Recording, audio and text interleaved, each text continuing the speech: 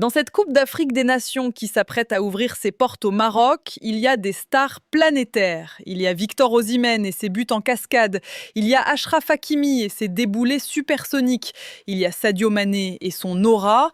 Mais il y a un homme qui boxe dans une catégorie à part. Une catégorie qui ne se mesure pas au nombre de followers sur Instagram ou au prix de son transfert, mais au respect qu'il inspire quand il entre dans une pièce. Cet homme, c'est Chancel Mbemba. Si vous demandez à n'importe quel attaquant africain quel défenseur il déteste affronter le plus, le nom du capitaine congolais revient invariablement. Pourquoi ? Parce que Chancel Mbemba n'est pas seulement un défenseur central, c'est un général, c'est un guerrier qui a élevé l'art de la défense à un niveau spirituel. En République démocratique du Congo, il n'est pas simplement apprécié, il est vénéré. On l'appelle le demi-dieu. Ce surnom peut faire sourire en Europe, mais à Kinshasa, il est pris très au sérieux. Il traduit le poids immense qui pèse sur ses épaules. Mbemba ne porte pas seulement le brassard, il porte les espoirs de 100 millions de Congolais qui voient en lui l'incarnation de la résilience et de la fierté nationale. Pourquoi consacrer une vidéo entière à un seul joueur ?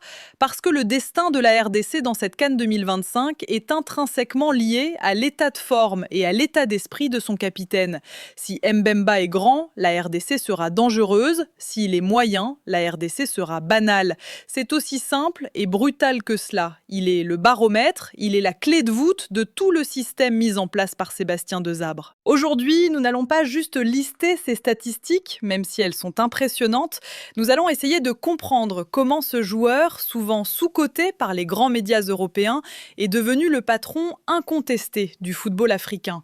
Nous allons analyser son vice, son leadership silencieux et cette capacité unique à marquer des buts d'avant-centre alors qu'il joue derrière. Préparez-vous à entrer dans la tête du capitaine, car si la RDC veut aller chercher cette 3e étoile, le chemin passera forcément par le pied droit, le front et le cœur de Chancel Mbemba. Bienvenue dans l'analyse du patron. Pour comprendre l'impact réel de Chancel Mbemba sur un terrain de football, il faut arrêter de regarder le ballon. C'est le premier conseil que je donne à tous ceux qui veulent analyser le jeu défensif. Si vous regardez le ballon, vous ratez l'essentiel du travail de Chancel. Il faut regarder l'espace, il faut regarder les yeux, il faut regarder ce qui se passe loin de l'action, là où le danger est encore invisible pour le commun des mortels, mais déjà limpide pour lui.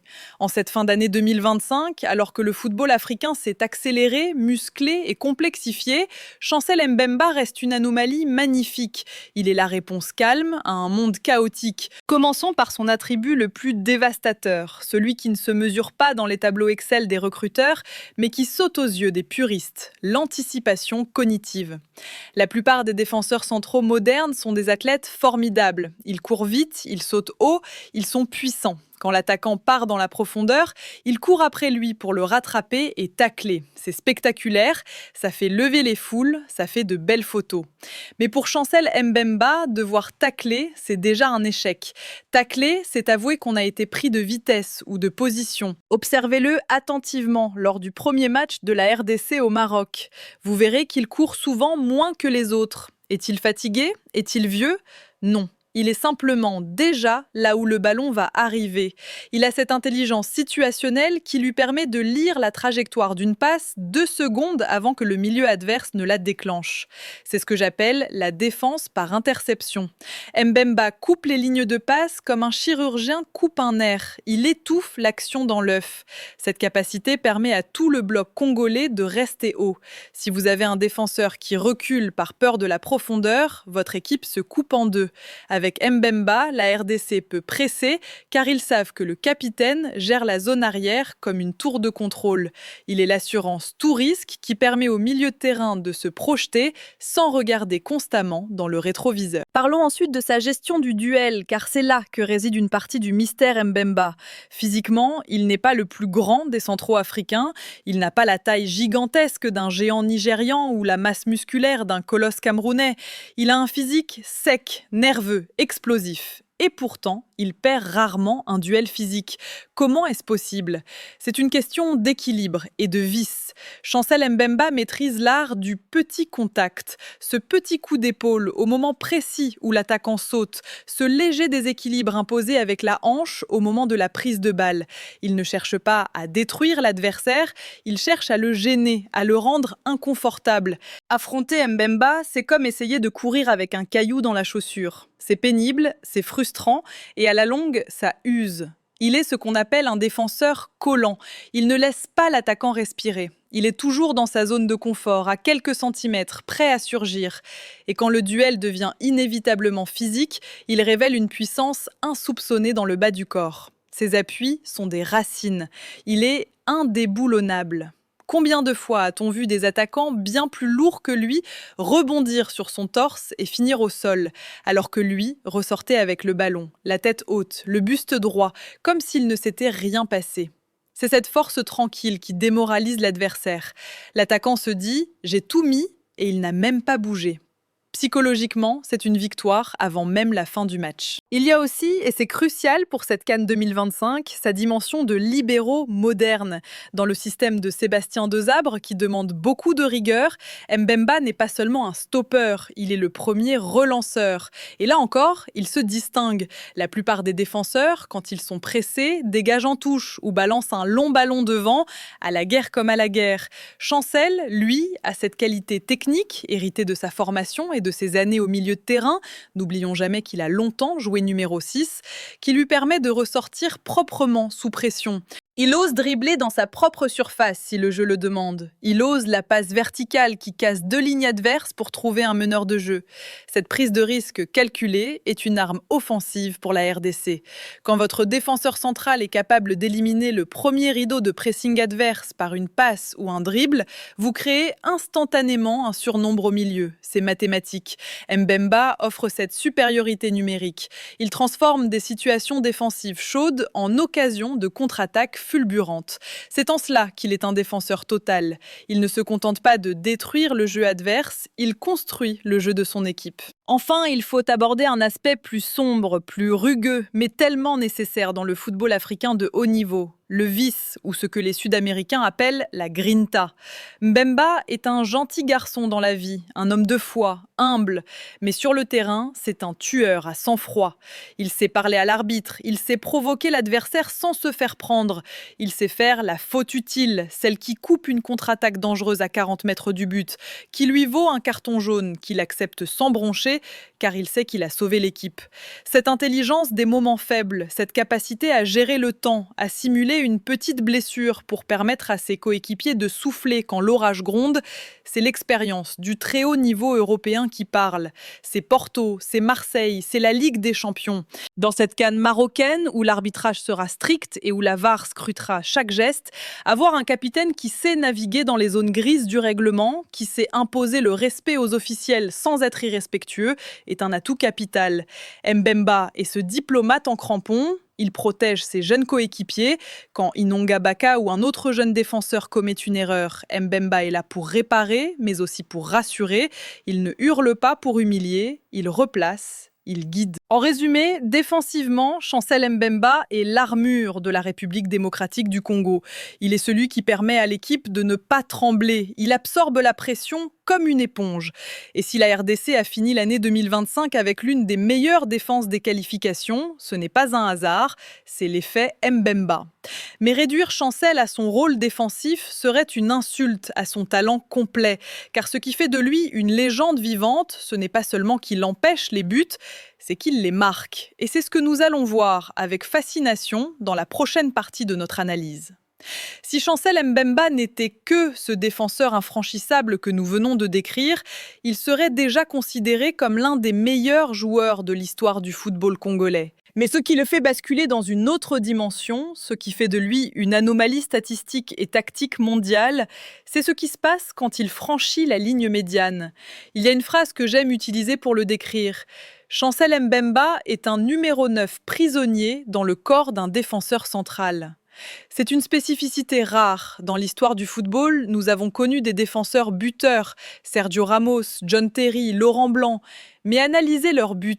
90% de leurs réalisations sont des têtes sur corner. C'est de la domination aérienne pure. Pour Mbemba, c'est différent. C'est beaucoup plus complexe et effrayant pour l'adversaire. Chancel marque des buts d'attaquants purs, des frappes de 25 mètres, des reprises de volée en pleine lucarne, des enroulés du pied droit, des finitions à bout portant après un contrôle orienté dans la surface. Regardez sa gestuelle quand il se retrouve en position de tir. Elle est parfaite. Il n'a pas cette panique, cette rigidité typique du défenseur qui se retrouve par hasard devant le but et qui ferme les yeux en frappant fort. Non, Mbemba a le flegme du buteur. Il garde la tête froide, le buste penché sur le ballon pour ne pas que la frappe s'envole. Il choisit son côté. La frappe monumentale qu'il avait mise avec Marseille contre Brighton en Ligue Europa restera l'exemple absolu de cette capacité. Une frappe de l'extérieur de la surface, tendue, liftée, imparable.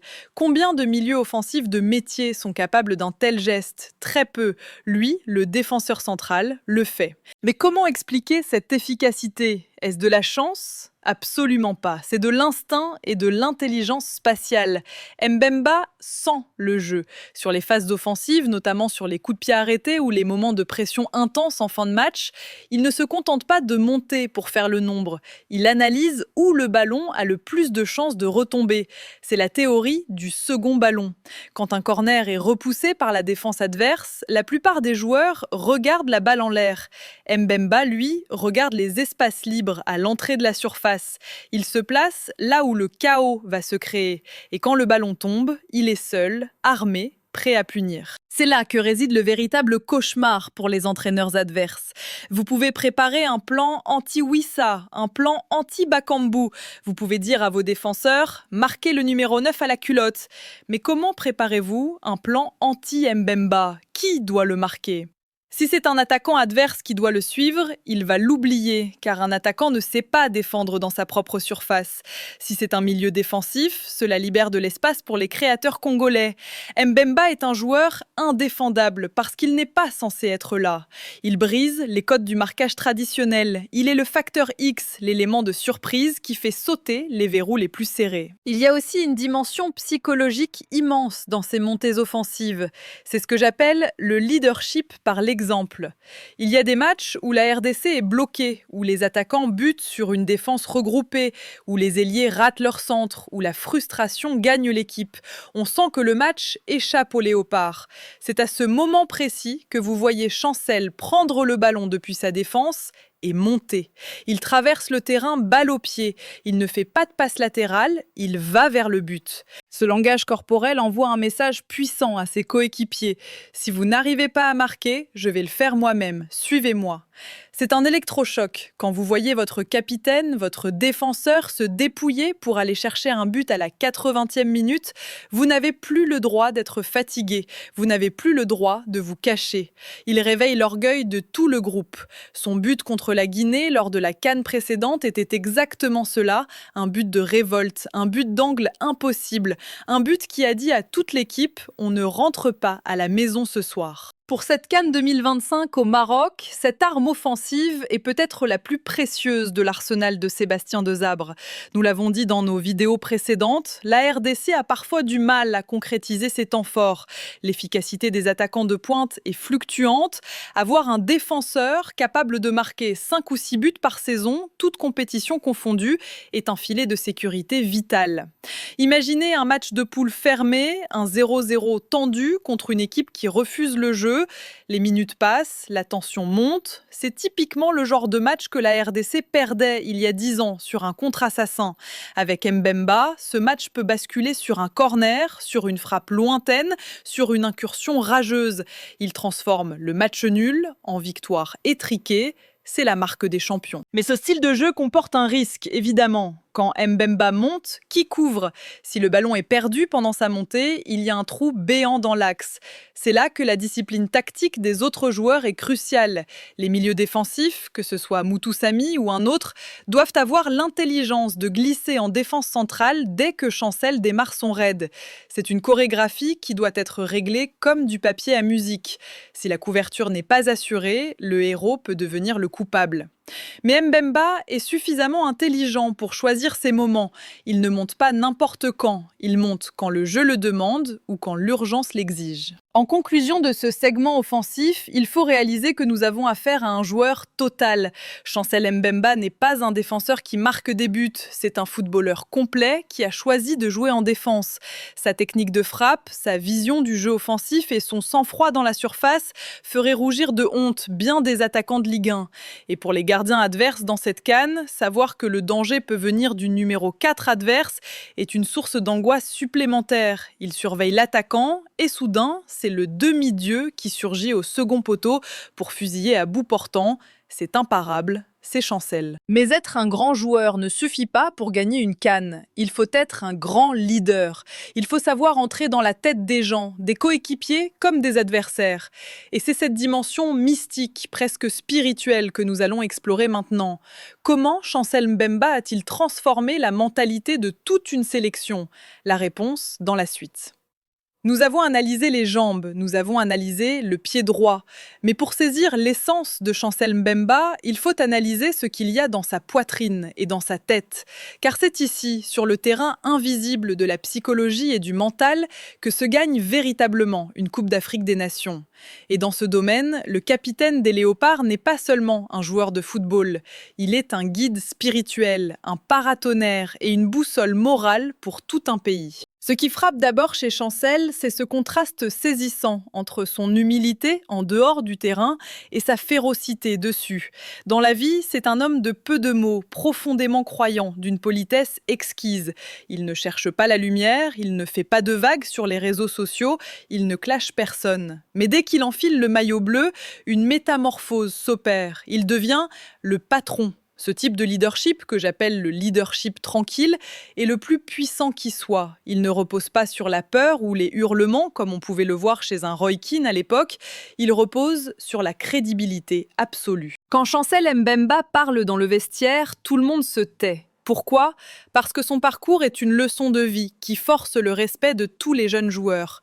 Regardez d'où il vient, regardez ce qu'il a traversé, les polémiques sur son âge qui auraient pu détruire la carrière d'un homme plus faible, les moments de doute à Newcastle et surtout cette incroyable résilience montrée à l'Olympique de Marseille.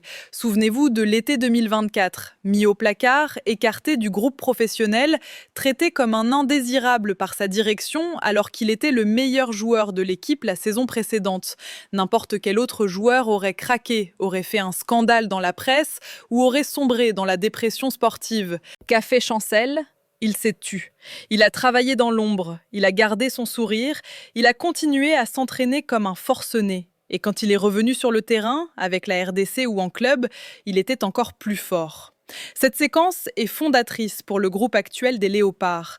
Elle envoie un message subliminal dévastateur à la jeune génération, au Samuel Essandé, au Noah Sadiki. Si moi, le capitaine, j'ai pu surmonter l'injustice par le travail et le silence, vous n'avez aucune excuse pour vous plaindre d'être remplaçant ou d'être fatigué. Il a tué dans l'œuf toute velléité d'ego dans la sélection. Il a instauré, par l'exemple, la culture du soldat. Sur le terrain, ce leadership se traduit par une gestion émotionnelle du match qui est vitale pour la RDC. Nous connaissons les défauts historiques de notre sélection, l'euphorie excessive quand on marque et la panique totale quand on encaisse. C'est une équipe émotionnelle. Chancel est l'antidote à cette instabilité. Observez-le quand la RDC encaisse un but. Il ne lève pas les bras au ciel en accablant ses coéquipiers, il ne baisse pas la tête, il va chercher le ballon dans les filets, calmement, il tape dans la main du gardien fautif, il replace ses milieux. Son langage corporel dit « calme, ce n'est rien ». On continue. C'est ce regard d'acier qui rassure, dans la fournaise d'un stade marocain hostile ou face à la pression d'un match coup-près contre le Sénégal ou l'Égypte. Voir que votre chef ne tremble pas vous empêche de trembler. Il absorbe la peur des autres, il est le bouclier, il prend la pression médiatique, il prend les coups pour que les artistes comme Bongonda ou Elia puissent jouer libérés. Il y a aussi une dimension presque mystique liée à la ferveur congolaise. Le surnom demi-dieu n'est pas anodin. soutien. Pour le peuple congolais qui souffre, qui vit des moments difficiles à l'est du pays, Chancel Mbemba représente l'espoir. Il représente le Congolais qui réussit, qui ne se courbe pas, qui tient tête aux puissants. Cette charge symbolique est immense. Mbemba ne joue pas seulement pour gagner une prime ou un trophée, il joue pour la dignité nationale. Et il a réussi à transmettre cette mission aux binationaux. C'est peut-être là son plus grand tour de force, réussir à faire comprendre à des joueurs nés en Europe, formés en France ou en Belgique, ce que signifie vraiment porter le maillot du Zaïre RDC. Quand vous voyez un joueur comme Arthur Masuaku ou Gaël Kakuta dans ces dernières années se battre comme des chiffonniers, c'est l'effet Mbemba. Il a cimenté le groupe autour de valeurs patriotiques. Il a transformé une somme d'individualités talentueuses en une commando. Enfin, il faut souligner sa relation symbiotique avec Sébastien Desabre. Un entraîneur, aussi génial soit-il tactiquement, ne peut rien faire s'il n'a pas un relais fiable sur la pelouse. Desabre est le cerveau, Mbemba est la voix et le bras armé. Les deux hommes se respectent infiniment. Desabre donne les clés du camion à Chancel, il le laisse gérer le vestiaire, car il sait que le capitaine partage sa vision. Rigueur, discipline, travail. Il n'y a pas de feuille de papier à cigarette entre le coach et le capitaine. Cette unité au sommet est la première condition du succès. Quand le chef et son général sont alignés, l'armée suit aveuglément. En résumé, l'impact psychologique de Chancel Mbemba vaut autant que ses tacles ou ses buts. Il est l'âme de cette équipe. Sans lui, la RDC est une équipe talentueuse mais fragile. Avec lui, elle devient une équipe insubmersible, capable de résister aux tempêtes les plus violentes. Les adversaires le savent, ils savent qu'on ne peut pas intimider la RDC tant que le numéro 22 est debout. Et croyez-moi, pour le faire tomber, il faudra se lever très tôt. Mais alors, face à un tel monument, la question qui se pose pour conclure notre dossier est celle de l'héritage et de l'avenir immédiat. Est-ce la dernière danse du patron ? Et jusqu'où peut-il réellement emmener ce groupe dans quelques semaines ? C'est l'heure du verdict final. Alors, au moment de clore ce dossier consacré au capitaine des Léopards, une question lourde de sens flotte dans l'air, une question que personne n'ose vraiment poser à voix haute, mais que tout le monde a en tête. Est-ce le tournoi de la consécration ou celui des regrets éternels ? Chancel Mbemba arrive au Maroc à l'apogée de sa carrière. À 31 ans, il possède cette alliance rare entre une condition physique encore optimale et une expérience tactique absolue. Il est au sommet de son art, mais le sommet est un endroit dangereux, car on ne peut qu'en descendre. Cette CAN 2025 a des allures de last dance pour cette génération dorée, même si Chancel pourra peut-être pousser jusqu'en 2027. Mais soyons réalistes, c'est maintenant ou jamais pour marquer l'histoire. La RDC court après une étoile depuis 1974. Un demi-siècle. 50 années de disette, de désillusion, de poteaux sortants et de crises internes. Chancel Mbemba porte le poids de ce demi-siècle sur ses épaules.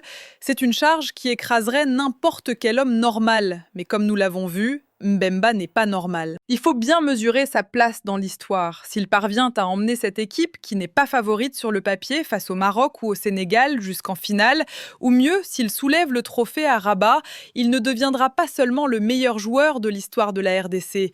Il s'assiera à la table des plus grands défenseurs de l'histoire du football africain. Il regardera Rigobert Song, Lucas Radebe, Wael Goma et Kalidou Koulibaly dans les yeux. Il est à 3 ou 4 semaines de l'immortalité sportive.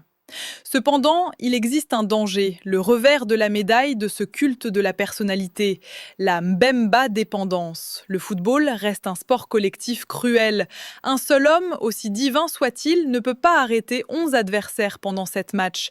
Si Chancel Mbemba est le seul à être au niveau champion d'Afrique et que ses lieutenants ne haussent pas leur niveau de jeu, le général mourra seul sur le champ de bataille, sabre au clair. Le message que nous devons envoyer aujourd'hui n'est pas seulement un hymne à Mbemba, c'est un avertissement au reste de l'équipe. Yohan Wissa, Samuel Moutoussamy, Arthur Masuaku, Silas, Simon Banza, vous avez la chance d'être guidés par un phénomène. Ne gâchez pas cette chance, ne vous cachez pas derrière lui. Il sera là pour éteindre les incendies, oui. Il sera là pour marquer le but de la victoire si vous échouez, peut-être. Mais il ne pourra pas être partout. Pour que la légende de Chancel s'écrive en lettres d'or, il faut que l'équipe se hisse à la hauteur de son capitaine. Ce tournoi sera violent. Les attaquants adverses, qu'ils s'appellent Osimhen, Guirassy ou En-Nesyri, savent que pour battre la RDC, il faut faire sortir Mbemba de son match. Ils vont essayer de le provoquer, de le faire disjoncter, de le fatiguer. C'est là que nous verrons la véritable grandeur du demi-dieu. Saura-t-il garder ses nerfs? Saura-t-il rester ce roc impassible quand la tempête fera rage? Je vais vous faire une prédiction. Chancel Mbemba fera son tournoi. Il sera dans l'équipe type de la compétition, c'est une quasi-certitude. Il marquera au moins un but décisif. Mais la RDC n'ira au bout que si à la 90e minute d'une demi-finale étouffante, quand Chancel aura des crampes et ne pourra plus courir, un autre joueur prendra le relais pour sauver la patrie. C'est ça, une équipe. C'est savoir porter son chef quand le chef est à terre. Alors, chers supporters des Léopards, chers amoureux du football africain, profitez. Profitez de chaque tacle, de chaque montée rageuse, de chaque intervention de la tête de ce joueur. Nous avons la chance de voir évoluer l'un des derniers monstres sacrés du football continental. Un joueur à l'ancienne par ses valeurs et ultra moderne par son jeu. La question finale, celle qui va diviser les commentaires et enflammer les débats, est la suivante. Si Chancel Mbemba gagne cette CAN, devient-il le plus grand joueur congolais de tous les temps, devant Ndaye Moulamba et les légendes de 74? Ou le poids de l'histoire est-il trop lourd? À vos claviers, dites-moi où vous placez le demi-dieu dans votre panthéon personnel. C'était CAN Inside 2025 pour l'amour du jeu et la gloire du continent. On se retrouve très vite pour s'attaquer à l'Everest de cette compétition, le pays hôte. La prochaine vidéo s'intitule Maroc, l'obligation de gagner ou la honte. Préparez-vous car la pression va monter d'un cran.